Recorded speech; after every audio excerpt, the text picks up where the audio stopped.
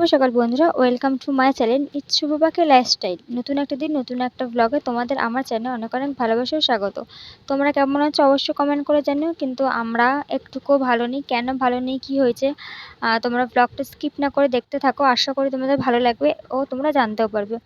তো একটা খুশির খবর আছে। খুশির খবরটা কি, তাই তো? খুশির খবরটা হচ্ছে আমাদের এখানে বেশ ভালো মতন বৃষ্টি হচ্ছে। তো গরমটা, ওয়েদারটা একটু হলেও ঠান্ডা আছে, একটু না অনেকটাই ঠান্ডা আছে। তো এখন আর আগের মতন টিনের ঘরে পচে গলে গরমে থাকতে হচ্ছে না। তো যাই হোক, তো ভিডিওটা স্কিপ না করে দেখতে থাকো, আশা করি ভালো লাগবে। তো চলো ভিডিওটা স্টার্ট করা যাক। আর হ্যাঁ, অবশ্যই তোমাদের কোথায় কোথায় বৃষ্টি হয়েছে, ঝড় বৃষ্টি হলো, সেটা অবশ্যই আমাকে কমেন্ট করে কিন্তু জানাতে ভুলো না।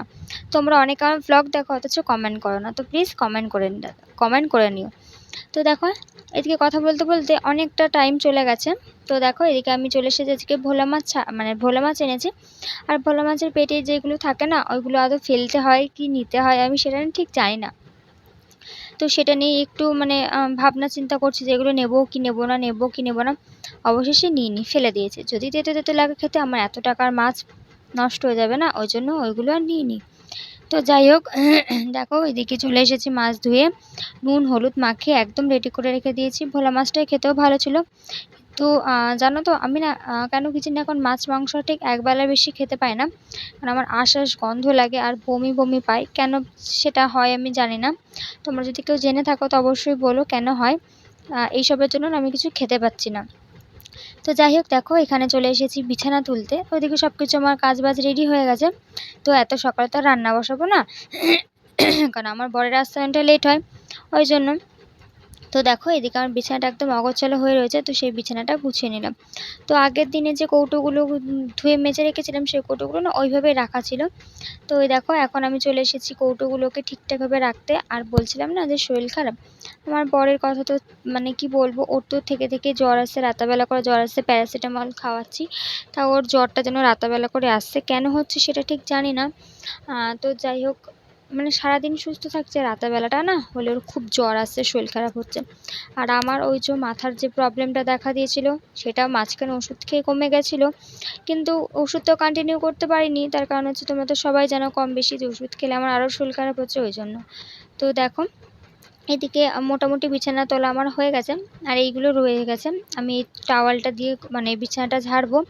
আর এই যে ছোটো যে লাল বাস্কেটটা দেখছো, তো এটা জানি না আমি কি দেখাচ্ছিলাম, যাই হোক কিছু হয়তো দেখাচ্ছিলাম, আমার ঠিক মনে নেই।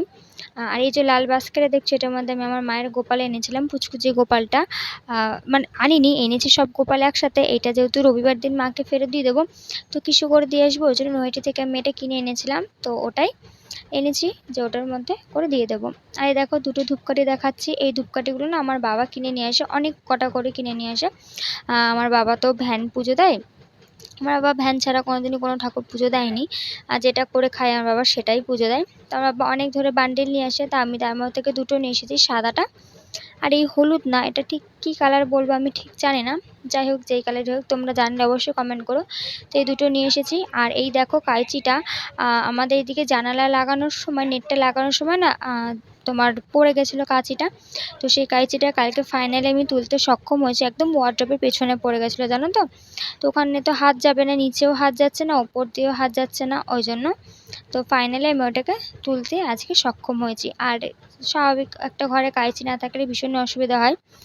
তো যাই হোক, সেটাই বলছিলাম যে দেখো ফাইনালি আমি কাঁচিটা তুলে নিয়েছি। আর এই হচ্ছে আপাতত। আর এইগুলো সব গুছিয়ে রেখে দেবে, কোনো অসুবিধা নেই, এই কয়েকটাই তো জিনিস। তো যাই হোক, দেখো দেখে কথা বলতে বলতে চলে এসেছি আমি কাটতে, মানে বেগুন কাটতে। আর এই বেগুনটা হচ্ছে আমার বললাম না আগের দিন ব্লগে, আমার বর চাষ করেছিল সেইখানে। ভেবেছিলাম বেগুনটা হয়তো ভালো হবে না, একটু পোকা পোকা রয়েছে, কিন্তু দেখি যে না, বেগুনটা মোটামুটি খেতে কিন্তু ভালোই ছিল। ভাবলাম হয়তো গলবে কি গলবে না, তো দেখলাম যে না, একদম ভালো মতন গলে গেছে। কিন্তু আমি খেতে পারিনি, তার কারণ হচ্ছে আমার প্রচণ্ড পরিমাণে অ্যালার্জি হচ্ছে, ওই জন্য বেগুন ফেগুন এসব কিছু খেতে পাচ্ছি না। তো যাই হোক, ওইদিকে দেখো আমার সব কিছু কাটাকুটি হয়ে গেছে। আমি চলে এসেছি এদিকে মাছ ভাজতে। আর মানে মাছ ভাজছি তো, আর তেলটা না কেমন ছিটকে ছিটকে আসে, তো একটুখানি ভয় ভয় লাগছিলো। তো ওই রকম কোনো রকম করে মাছটা ভাজলাম। আর আগে তো মাছ ভাজতে পারতাম না, মাছ উল্টাতে গেলে না নয় মাছ ভেঙে যেত, হয়তো তেলটা গরম থাকতো না, নতুন নতুন তো বুঝতাম না। এখন দেখি যে না, মাছ ভাজা একদম পারফেক্টলি হয়, যেরকম মায়ের হয় সেরকমও আমার হয়। তো দেখো এদিকে মাছ ফাছ ভাজা হয়ে গেছে, ভাতও হয়ে গেছে। আর এদিকে আমি কি করছি, আলুটা জানো তো ঢেকে ঢেকে ভাজছি, কারণ জানি না কেন আলু আমার না সেদ্ধ হচ্ছে না, ওই জন্য একটু ভালো করে ভাজছি আর ঢেকে ঢেকে ভাজছি। তাহলে কী বলতো আলুটাও সুসেদ্ধ হবে আর বেশ ভালো ভাজাও হবে আর নরমও হবে। দেখি যে হ্যাঁ তাই কালকে তাই হয়েছে, আজকে তাই হয়েছে। এই দেখো এদিকে আলু ভাজা, মানে আমি এখনও এক পিঠ উল্টেছি আর এক পিঠটা উল্টাইনি।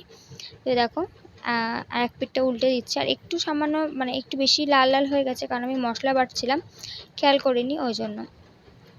তো যাই হোক এই একটুখানি হয়, একটু এত তো হবেই তাই না আর রান্না করতে গেলে। তো এই দেখো এই আলুটা যেন উল্টাতেই চাইছে না, সবাই উল্টে যাচ্ছে, ও আর উল্টাতেই চাইছিল না। যাই হোক ফাইনালি ও উল্টে গেল, মানে ও যেন বলছিল আমি উল্টাবই না, এরকম বলছিল যেন। তো তো যাই হোক দেখলাম যে হ্যাঁ সব উল্টে পাল্টে দিয়েছি। তো এবারে আমি ভাজার জন্য বসিয়ে দিয়েছি। তো এদিকে দেখো দেখালাম বেগুন ভাজা আর মাছ ভাজা হয়ে গেছে আমার। তো যাই হোক এইদিকে দেখো এই আমার না ক্যামেরা থেকে ফোকাস নেয় না। আর এই দেখো মশলা বাটতে বাটতে আমি চলে গেছি ওই যে এই ওলটাতে, আলুটা ওলটাতে, নাহলে তো পুড়ে যাবে আলুটা। তো দেখো এদিকে কথা বলতে বলতে আমার মাছের ঝোলটাও হয়ে গেছে, মাছের ঝোলটা একদম ফুটে এসেছে, মাছের ঝোলটা খেতেও সুন্দর হয়েছিল। কিন্তু ওই যে আমি বললাম আমি খেতে পাচ্ছি না কেন জানি না। তো সকালবেলা খেতে পাচ্ছিলো, তো এই ভাত নিয়ে বসেছি, বেশি নিয়ে ওই তোমার মাছ ভাজা নিয়েছি, পেঁয়াজ লঙ্কা আর চানাচুর। কিন্তু আমি যে কটা ভাত নিয়েছি ঠিক সে কটা ভাতও খেতে পারিনি, ভেবেছিলাম খেয়ে নিতে পারবো কিন্তু খেতে পারিনি, জানো তো কিছুটা ভাত আমাকে আবার ফেলে দিতে হয়েছিল। আর এই একবার খেয়েছি, তারপর আর না খেতে পারিনি ভাত। তো যাই হোক এতদিন তো গোপাল ঘুরতে গেছিলো, আজ অনেক দিন পর আমার বাড়িতে এলো। তো অনেক জামা কাপড় হয়েছিল, যে সে জামা কাপড়গুলো গুছিয়ে আমি সুন্দর করে রেখে দিচ্ছি।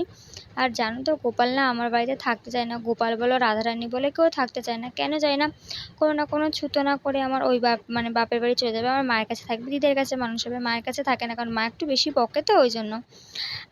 যাই হোক বাদ দাও। তো যেহেতু এনেছি এখন, তো ওই জন্য আর পাঠানোর ইচ্ছা নেই, কিন্তু মাঝখানে দেখছি না যেতেই হবে, একটা ভীষণ একটা স্পেশাল দিন আছে আমার জন্য, আমার না আমার সবার জন্য একটা স্পেশাল দিন আছে। তো সেই দিন আমাকে ওই বাড়ি যেতেই হবে। তো তোমরা যদি জানতে চাও সেই স্পেশাল দিনটা কি, তাহলে অবশ্যই সোমবারের ব্লগটা দেখো, ওখানে ভালো মতন বুঝতে পারবে।